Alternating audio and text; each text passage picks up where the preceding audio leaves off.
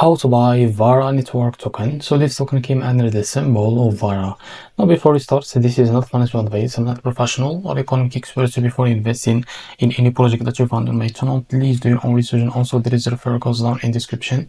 You can get free money also in crypto with the best referral code. Simply as goes below.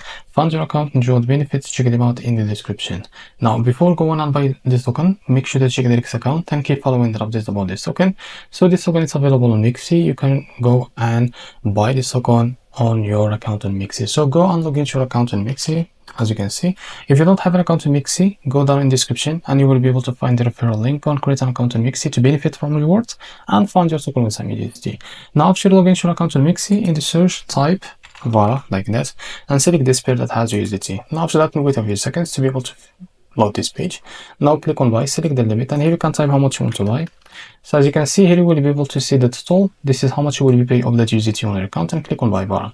Now if you select the markets, you can drag this to set how much percentage that you want to use of that USDT on your account to be able to use it to buy this token. So click here after that buy VARA. So this is how to buy VARA token. If you found this very helpful, please like and subscribe. See you in the next video.